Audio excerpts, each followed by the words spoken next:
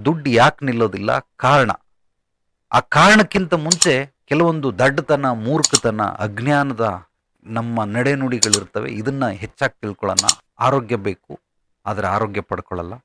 ಆರೋಗ್ಯ ಪಡ್ಕೊಳ್ಳೋದಕ್ಕೆ ದುಡ್ಡು ಖರ್ಚು ಮಾಡಬೇಕು, ಆದರೆ ದುಡ್ಡು ಖರ್ಚು ಮಾಡಲ್ಲ. ದುಡ್ಡು ಖರ್ಚು ಮಾಡದೇನೆ ಆರೋಗ್ಯವನ್ನ ಪಡ್ಕೊಳ್ಳುವಂತಹ ರೀತಿ ನೀತಿ ಏನಾದರೂ ಫ್ರೀಯಾಗಿ ಸಿಗ್ತದಾ?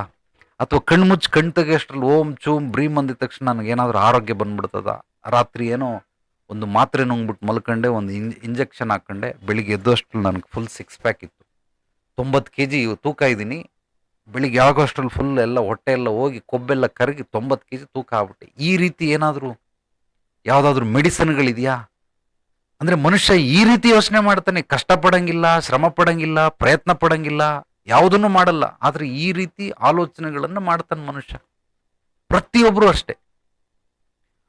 ಅವನು ತಿಳ್ಕೊಂಡಿರೋದು, ಕಲ್ತಿರೋದು ನಯಾ ಪೈಸದಷ್ಟು, ಆದರೆ ಅವನು ಬಯಸ್ತಾ ಇರೋದು 100 ರೂಪಾಯಿ ಬೇಕು ನನಗೆ ಅಂತ. ಒಬ್ಬ ಕೆಲಸ ಕಲ್ತಿದ್ದಾನೆ. ಎಷ್ಟು ಕೆಲಸ ಕಲ್ತಿದ್ದಾನೆ? ಒಂದು ದಿನಕ್ಕೆ 100 ರೂಪಾಯಿ ದುಡಿಯೋಷ್ಟು ಕೆಲಸ ಕಲ್ತಿದ್ದಾನೆ. ಆದರೆ ಅವನು ಬಯಸ್ತಾ ಇರೋದು ನನಗೆ 1000 ರೂಪಾಯಿ ಸಿಗ್ತಾ ಇಲ್ಲ, 1000 ರೂಪಾಯಿ ಸಿಗ್ತಾ ಇಲ್ಲ. ಹೇಗೆ ಸಿಗುತ್ತೆ 1000 ರೂಪಾಯಿ? ಕಲ್ತ್ಕೋ, ಖಂಡಿತವಾಗ್ಲೂ ನಿನಗೆ 1000 ರೂಪಾಯಿ ಸಿಕ್ಕೇ ಸಿಗುತ್ತೆ. ಯಾವಾಗ ನಾವು ಇದನ್ನು ಅರ್ಥ ಮಾಡ್ಕೊಳ್ಳೋದಿಲ್ವೋ ಅಲ್ಲಿವರೆಗೂ, ಅಂದರೆ ನಿಮಗೆ ಸಮಸ್ಯೆಗೆ ಕಾರಣ ಹುಡುಕೋದಿಲ್ವೋ, ನೀವು ಬೆಳೆಯೋದು ಬಹಳ ಬಹಳ ಕಷ್ಟ. ಪ್ರತಿಯೊಬ್ಬ ಮನುಷ್ಯನೂ ಅಷ್ಟೇ.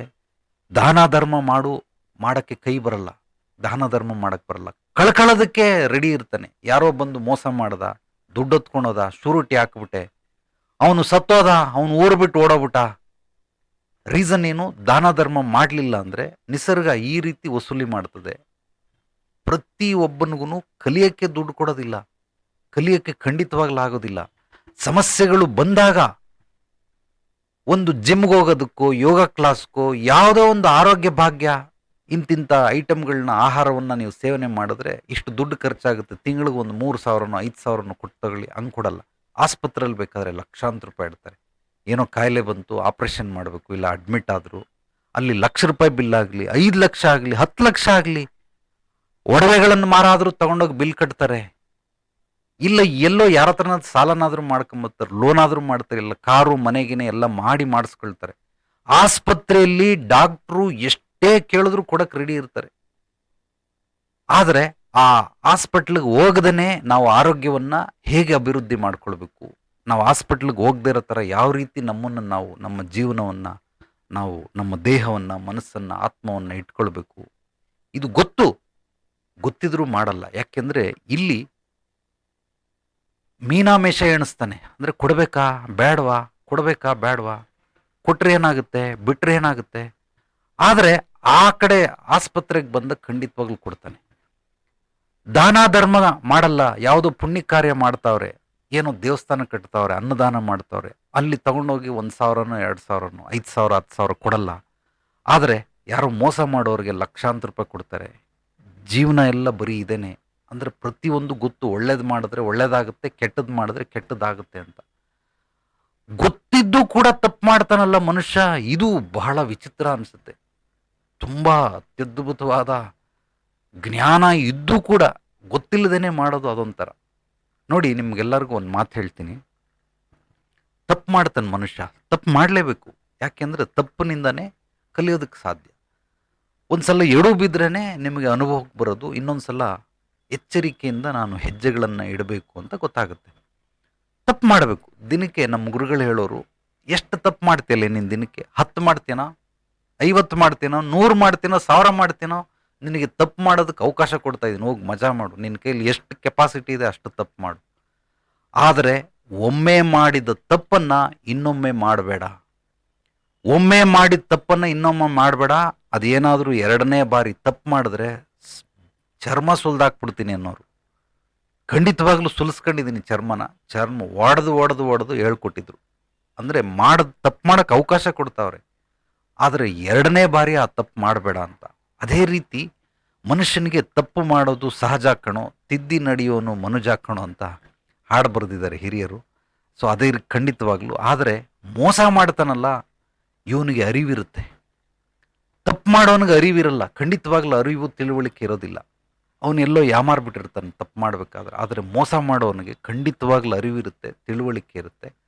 ಆದರೂ ಕೂಡ ತಿಳಿದು ಕೂಡ ಮೋಸ ಮಾಡ್ತಾನೆ. ಓಕೆ, ಬೇರೆಯವ್ರಿಗೆ ಮೋಸ ಮಾಡ್ದ ಇರ್ಲಿ, ಅದು ಪಾಪ ಕರ್ಮ ಪುಣ್ಯ ಕರ್ಮದ ಅಕೌಂಟ್ಗೆ ಹೋಗ್ತದೆ. ಆದ್ರೆ ತನಗ ತಾನು ಮೋಸ ಮಾಡ್ಕೊಳ್ತಾನಲ್ಲ. ಆರೋಗ್ಯ ಬೇಕು, ಎಕ್ಸಸೈಸ್ ಮಾಡಲ್ಲ, ವಾಕಿಂಗ್ ಹೋಗಲ್ಲ, ಜಾಗಿಂಗ್ ಹೋಗಲ್ಲ, ಜಿಮ್ಗೆ ಹೋಗಲ್ಲ, ಯೋಗ ಮಾಡಲ್ಲ, ಏರೋಬಿಕ್ಸ್ ಮಾಡಲ್ಲ, ಆರೋಗ್ಯಕರವಾದ ಆಹಾರವನ್ನು ಸೇವನೆ ಮಾಡಬೇಕು. ಹಣ್ಣು, ತರಕಾರಿ, ಸೊಪ್ಪು, ಬೇಳೆಕಾಳುಗಳು, ಮೊಳಕೆ ಕಟ್ಟದ ಕಾಳುಗಳು ಇದನ್ನೆಲ್ಲ ತಿನ್ನಬೇಕು. ತಿನ್ನಲ್ಲ. ಅವನು ಕೇವಲ pizza, burger, ice cream, bakery ಐಟಮ್ಗಳು, ಸಿಹಿ ತಿಂಡಿಗಳು ಇದನ್ನೇ ತಿಂತಾನೆ. ಒಂದು ಎಳ್ನೀರು ಕುಡಿದ್ರೆ ಆರೋಗ್ಯ ಅಭಿವೃದ್ಧಿ ಆಗುತ್ತೆ, ಕಬ್ಬಿನ ಹಾಲು ಕುಡಿದ್ರೆ ಆರೋಗ್ಯ ಅಭಿವೃದ್ಧಿ ಆಗುತ್ತೆ. ಕೋಕೋ ಕೋಲಾ ಕುಡಿತಾನೆ, ಪೆಪ್ಸಿ ಕುಡಿತಾನೆ, ಥಮ್ಸಪ್ ಕುಡಿತಾನೆ, ಮಾಜಾ ಕುಡಿತಾನೆ, ಈ ಕೂಲ್ ಡ್ರಿಂಕ್ಸ್ಗಳು ಕುಡಿತಾರೆ. ಬಾರ್ಗೋಗಿ ಸಾವಿರಾರು ರೂಪಾಯಿ ದುಡ್ಡು ಕೊಟ್ಬಿಟ್ಟು ಎಂಜಾಯ್ ಮಾಡ್ತಾರೆ. ಒಳ್ಳೊಳ್ಳೆ ಆಹಾರ ಪದಾರ್ಥಗಳನ್ನ, ಡ್ರೈ ಫ್ರೂಟ್ಸ್ ತಗೊಂಬಂದು ತಿನ್ನಲ್ಲ, ಫ್ರೂಟ್ಸ್ ತಗೊಂಬಂದು ತಿನ್ನಲ್ಲ, ಬಾರ್ಗೋಗಿ ಖರ್ಚು ಮಾಡ್ತಾರೆ. ಇನ್ನು ಬಟ್ಟೆಗಳಿಗೆ ಶೋಕಿ ಮಾಡ್ತಾರೆ.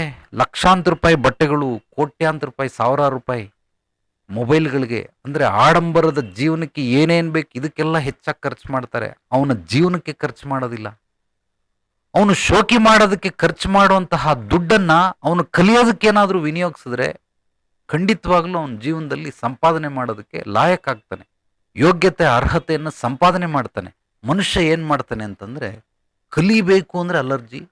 ಯಾಕೆ ಜಗತ್ತು ನಮಗೆ ಮಧ್ಯಮ ವರ್ಗದವರೇ ಹೆಚ್ಚಾಗಿದ್ದಾರೆ ಅಂತಂದರೆ, ಅವನು ಮಾಡೋದೇನು ಅಂತಂದರೆ, ದುಡಿಮೆಗೆ ಎಷ್ಟು ಕೆಲಸ ಬೇಕು ಅಷ್ಟನ್ನು ಮಾತ್ರ ಕಲಿತಿರ್ತಾನೆ. ಅದಕ್ಕಿಂತ ಹೆಚ್ಚಾಗಿ ಕಲಿಯಲ್ಲ. ದುಡಿಮೆಗೆ ಎಷ್ಟು ಬೇಕು, ದುಡಿಮೆ ಅಂದ್ರೆ ಏನು, ಊಟ ಬಟ್ಟೆ ಸೂರಿಗೆ ಎಷ್ಟು ಬೇಕು ಅಷ್ಟನ್ನು ಮಾತ್ರ ಕಲಿತಾನೆ. ಅದಕ್ಕಿಂತ ಹೆಚ್ಚಾಗಿ ಕಲಿಯಲ್ಲ. ಹೆಚ್ಚಾಗಿ ಏನಾದರೂ ಕಲ್ತ್ಬಿಟ್ರೆ ಸಂಪಾದನೆ ಹೆಚ್ಚಾಗ್ಬಿಡ್ತದೆ, ಅದಕ್ಕೋಸ್ಕರ ಕಲಿಯಲ್ಲ. ಅವನಿಗೆ ಎಷ್ಟು ದುಡಿಮೆಗೆ ಬೇಕು ಅಷ್ಟು. ಒಂದು ಉದಾಹರಣೆ ನಿಮಗೆ, 2012ರಲ್ಲಿ ಒಬ್ಬ ಹುಡುಗನಿಗೆ ಈ ಇವೆಂಟಲ್ಲಿ ಕ್ಯಾರಿಕೇಚರ್ ಮಾಡ್ತಾನೆ, ಅಂದರೆ ವ್ಯಂಗ್ಯಚಿತ್ರ ರಚಿಸ್ತಾನೆ. ಆತನಿಗೆ ಕಲ್ತ್ಕೊಂಡ ಸ್ಟಾರ್ಟಿಂಗ್ ಪಾಯಿಂಟ್ ಅದು. ಓಕೆ, ಕಲಿಬೇಕಾದ್ರೆ ಒಂದು 3 ತಿಂಗಳು ಹಿಡಿಯುತ್ತೆ, 6 ತಿಂಗಳು ಹಿಡಿಯುತ್ತೆ, 1 ವರ್ಷ ಹಿಡಿಯುತ್ತೆ. 1 ವರ್ಷ ಆದಮೇಲೆ ಆತ ಎಷ್ಟರ ಮಟ್ಟಿಗೆ ಮಾಡ್ತಾನೆ ಅಂತ ನೋಡಿದಾಗ ಜಡ್ಜ್ ಮಾಡ್ಬೋದು. ಆತ ಕಲ್ತ್ಕೊಂಡ, ಪರವಾಗಿಲ್ಲಪ್ಪ ಇವನು ಕಲಿತಾನೆ, ಬೆಳಿತಾನೆ. 5 ವರ್ಷ ಆಯಿತು. 2016ರಲ್ಲಿ ಆತನ ನೋಡಿದೆ, ಏನೂ ಅಭಿವೃದ್ಧಿ ಆಗಿಲ್ಲ ಕೆಲಸದಲ್ಲಿ ಒಂದು ನಯಾ ಪೈಸದ ಚೇಂಜಸ್ ಆಗಿಲ್ಲ. 2012ರಲ್ಲಿ ಹೇಗೆ ಮಾಡ್ತಾ ಇದ್ನೋ 16ರಲ್ಲೂ ಅದೇ ರೀತಿ ಮಾಡ್ತಾವನೆ. ಸರಿ ಹೋಗ್ಲಿ, 21ರಲ್ಲಿ ಹೇಗೆ ಮಾಡ್ತಾವನೆ, 21ರಲ್ಲೂ ಅದೇ ರೀತಿ ಮಾಡ್ತಾವನೆ. ಅಂದರೆ 10 ವರ್ಷಗಳ ಹಿಂದೆ ಏನೇನು ಮಾಡ್ತಾ ಇದ್ನು ಈಗಲೂ ಅದೇ ಮಾಡ್ತಾವನೆ. ಇವನು ಹೇಗೆ ಬೆಳೆಯೋದಕ್ಕೆ ಸಾಧ್ಯ? ಖಂಡಿತವಾಗ್ಲೂ ಬೆಳೆಯೋದಿಲ್ಲ. ಯಾವುದೇ ರೀತಿ ಅಪ್ಡೇಟ್ ಆಗಿಲ್ಲ, ಅಪ್ಗ್ರೇಡ್ ಆಗಿಲ್ಲ. ಅವನು ಓಲ್ಡ್ ವರ್ಷನಲ್ಲೇ ಬದುಕ್ತಾ ಇದ್ದಾನೆ. ಇಂಥವ್ರಿಗೆಲ್ಲ ಏನಂತಂದರೆ, ಸಹಜವಾಗಿ ಅಂದರೆ ಲೌಕಿಕದ ಒಂದು ರೀತಿ ನೀತಿಯ ಪ್ರಕಾರ ವರ್ಷಕ್ಕೆ, ಈಗ ಒಬ್ಬ ವ್ಯಕ್ತಿಗೆ ಯಾರಿಗೋ 30,000 ರೂಪಾಯಿ ಸಂಬಳ ಇದೆ, ಅವನಿಗೆ ವರ್ಷಕ್ಕೊಂದು 5% ಇಲ್ಲ 10% ಹೆಚ್ಚಿಗೆ ಕೊಡ್ತಾರೆ. ಅಂದರೆ 33,000 ಸಿಗುತ್ತೆ. ಇನ್ನು ಮುಂದಿನ ವರ್ಷಕ್ಕೆ ಅಗೈನ್ ಒಂದು 5-10% ಹೆಚ್ಚು ಕೊಡ್ತಾರೆ. ಈ ರೂಪದಲ್ಲಿ ಹೆಚ್ಚಾಗ್ತಾ ಹೋಗ್ತಾ ಇರ್ತಾನೆ ಹೊರತು ಖಂಡಿತವಾಗ್ಲೂ ಅವನು ಕೆಲಸವನ್ನ ಇನ್ನೂ ಆಳವಾಗಿ ಅಧ್ಯಯನ ಮಾಡಲಿಲ್ಲ, ಅಪ್ಡೇಟ್ ಆಗಲಿಲ್ಲ, ಓಲ್ಡ್ ವರ್ಷನಲ್ಲೇ ಕೆಲಸ ಮಾಡ್ತಾವನೆ ಅಂತಂದರೆ ಇವ್ರು ಯಾರು ಬೆಳೆಯೋದಕ್ಕೆ ಸಾಧ್ಯವಿಲ್ಲ. ಒಂದು, ಇವ್ರು ಅಪ್ಡೇಟ್ ಆಗಲೇಬೇಕು. ಅಪ್ಡೇಟ್ ಹೇಗಾಗಬೇಕು ಅಂತಂದರೆ, ನಯಾ ಪೈಸದಲ್ಲಿ ಹುಡುಕ್ತಾರೆ. ಅಂದರೆ ಈಗ ನನಗೆ ಟೈಫಾಯ್ಡ್ ಬಂದ್ಬಿಟ್ಟಿದೆ, ಡಾಕ್ಟ್ರಿಗೆ ಹೋದರೆ 200-300 ರೂಪಾಯಿ ಫೀಸ್ ಕೇಳ್ತಾರೆ. ನನಗೇನಾದರೂ ಮೆಡಿಕಲ್ ಸ್ಟೋರಲ್ಲಿ ಒಂದು 5 ರೂಪಾಯಿ 10 ರೂಪಾಯಿ ಒಳಗಡೆ ನಾನು ಜ್ವರ ವಾಸಿ ಮಾಡ್ಕೊಳಕ್ಕಾಗುತ್ತಾ ನೋಡ್ತಾನೆ. ಡಾಕ್ಟ್ರ್ ಹತ್ರ ಹೋಗಲ್ಲ ಅವನು.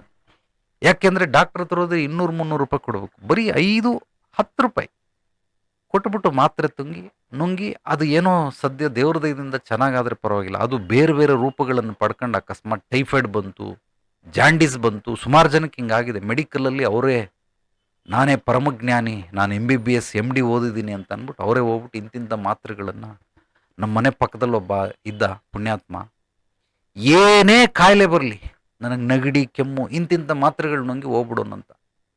ಏನೋ ನೀನು ಮಾಡ್ತಾ ಇರೋದು ಅಂತಂದರೆ, ಯಾವುದು P1 ಅವನು ಗೌರ್ಮೆಂಟ್ ಆಫೀಸಲ್ಲಿ ಟೀ ತಂದ್ಕೊಡೋ ಕೆಲಸ. ಆದರೆ ಎಲ್ಲ ಇಂಗ್ಲೀಷ್ನ ಓದಿಲ್ಲ ಅವನು, SSLC ಓದಿರೋದು. ಬಟ್ ಎಲ್ಲ ಏನೇ ಬರಲಿ, ಹೊಟ್ಟೆ ನೋವು, ಪಿರಿಯಡ್ ಆಗ್ತಾ ಇಲ್ಲ, ಇಂತಿಂಥ ಮಾತ್ರೆ ನುಂಗಿ ಅಂತ, ಅದು ಕಾಂಬಿನೇಷನಲ್ಲಿ ಕೊಡೋನು. ಈ ರೀತಿ ಕೊಟ್ಟು ಒಂದು ದಿವಸ ಏನಕ್ಕೋ ಜ್ವರಕ್ಕೆ ಅಂತ ನುಂಗಿ ಜಾಂಡೀಸ್ ಬಂದು ಪಾಪ ಒಂದು 4-5 ತಿಂಗಳು ಇದ್ದು ಸತ್ತೇ ಹೋದ. ಅವತ್ತಿಂದ ಯಾವತ್ತು ಅವನು ಸತ್ನೋ ಅವತ್ತಿಂದ ಬಿಟ್ಬಿಟ್ಟ. ಯಾಕೆ ಹಿಂಗೆ ಮಾಡ್ತಾರೆ ಅಂತಂದರೆ ಉಳ್ಸಕ್ಕೆ ಹೋಗ್ತಾರೆ. ಅವನಿಗೇನು 100-200 ಕೊಡೋದು, ಅದು ಡಾಕ್ಟ್ರಿಗೆ ಇನ್ನು ಮೆಡಿಸನ್ ಬೇರೆ ಬರ್ಕೊಡ್ತಾನೆ, 500,000 ರೂಪಾಯಿ ಆಗ್ಬಿಡ್ತದೆ. ಅದೇ ಮೆಡಿಕಲ್ ಸ್ಟೋರ್ಗೆ ಹೋದರೆ ₹5 ₹10 ಅಮ್ಮಮ್ಮ ಅಂದರೆ ಒಂದು 15-20 ಮುಗ್ದೋಗ್ಬಿಡ್ತದೆ. ಅಂದರೆ ಏನನ್ನ ಮಾಡಬೇಕು ಅದನ್ನು ಮಾಡಲ್ಲ, ಏನನ್ನ ಮಾಡಬಾರ್ದು ಅದನ್ನು ಮಾಡ್ತಾರೆ. ಏನಕ್ಕೆ ವಿನಿಯೋಗಿಸ್ಬೇಕು ಅದಕ್ಕೆ ವಿನಿಯೋಗಿಸಲ್ಲ, ಏನಕ್ಕೆ ವಿನಿಯೋಗಿಸಬಾರ್ದು ಅದಕ್ಕೆ ವಿನಿಯೋಗಿಸ್ತಾರೆ.